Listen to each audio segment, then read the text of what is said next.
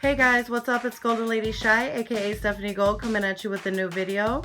I talked in a previous video about how to communicate with spirits, how to figure out which spirits are reaching out to you and begin to build a relationship with them.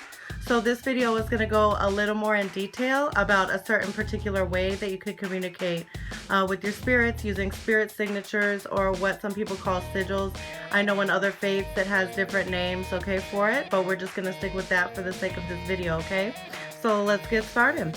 So Wikipedia basically says that sigils are a type of symbol used in magic, a pictorial signature of a demon or other entity. Also, it can be a symbolic representation of the magician's desired outcome. So the latter is usually the case in chaos magic. But I know that if you have a spirit that's been reaching out to you, that you want to learn from, that you want to reach out to and communicate with, spirits, learning the corresponding signature to that spirit is an excellent way that you can go ahead and open up that communication. Okay, so basically let's talk about what you will need. And it's very simple, okay? What you will need is basically a quiet space, a blank sheet of paper, a Sharpie. If you don't have a Sharpie, you can use a pen, a pencil, but I like to use a Sharpie. And yes, it is that simple.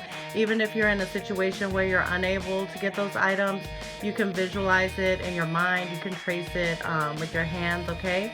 So it's not something that requires like a lot of very expensive, ritualistic tools, okay? It's something that, once again, you're your most powerful magical tool that you have. So as long as you have yourself, a sheet of paper, a Sharpie, that's great. So clear out your space. The first thing that you're going to do first is ask for protection, okay? So whatever deity, entity, spirit that you ask for protection, you're going to do that first. You're going to cleanse the space, however you do that: sage, agua florida, cascarilla, palo santo.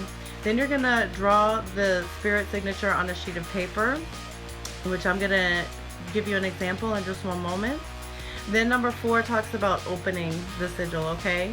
So basically, after you've drawn the symbol on the piece of paper, you're going to sit in that quiet space that you have created, and you're going to gaze at this spirit signature, and you're going to meditate on it, okay? And if that deity, if that entity, if that angel has a specific N or like an incantation, you need to familiarize yourself with that as well, and begin to repeat that out loud or in your mind as you're gazing at the sigil.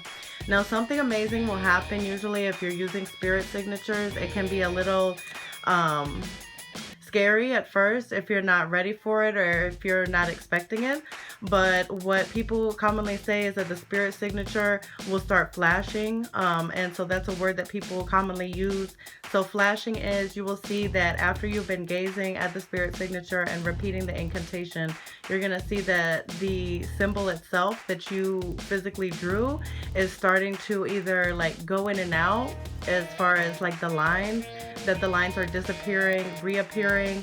It may seem as if the signature is like kind of floating on top of the paper, and that is all real. That's all things that I've experienced, and that's what means when you start seeing the sigil flash, so to speak. When you start seeing it disappear, certain lines disappear and then reappear, that means that it's open, okay? The lines are open for communication. You've dialed, lack of a better term, you've dialed that spirit's number, their 800 number, and you're making contact, okay? So once you see the flashing, you can go ahead and stop repeating the N, and you can start communicating with that spirit. So I would recommend have questions written down that you would like to speak with that spirit regarding beforehand.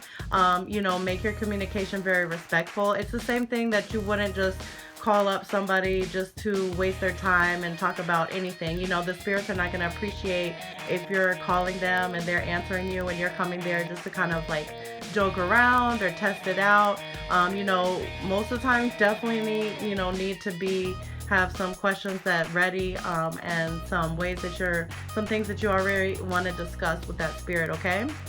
So after you have communicated with the spirit, you're going to go ahead and tell them thank you for their communication. Even if you didn't hear anything in that moment, okay, they're going to definitely make themselves known to you. And you want to thank them for that. You want to be very respectful, and you want to go ahead and cleanse the area again. However else that you would spiritually cleanse your area, just like you did in the beginning, and then you will go ahead and finish, okay? And so people often ask, what do you do with the paper with the symbol on it after you finish? That depends on you. Actually, some people keep them. Some people can dispose of them like you would in a regular, trash receptacle. It's really all up to you. It's not that you're being disrespectful or anything like that if you do decide to dispose of it. It's just you're going ahead and, it served its use. You just fold it up, put it away, okay? So let's go ahead and move on. I'm going to give you an example now. I'm going to do the spirit symbol for the Archangel Michael.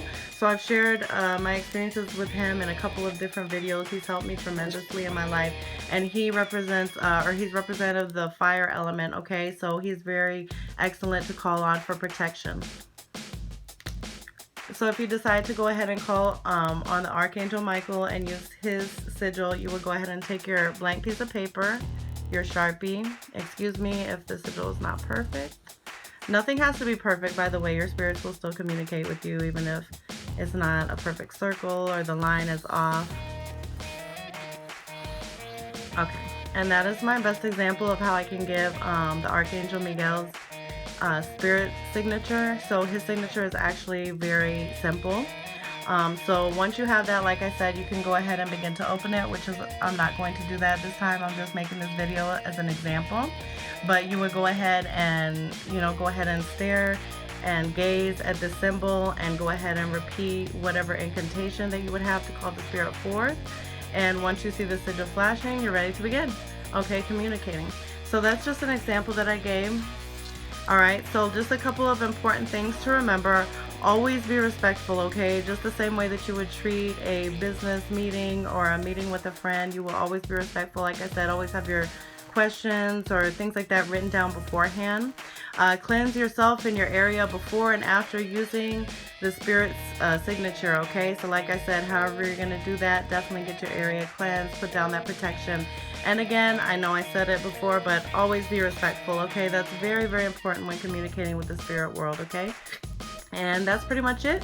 So thank you guys so much. I want to let you know that we have $10 readings all October on TarotSolutionsShy.com.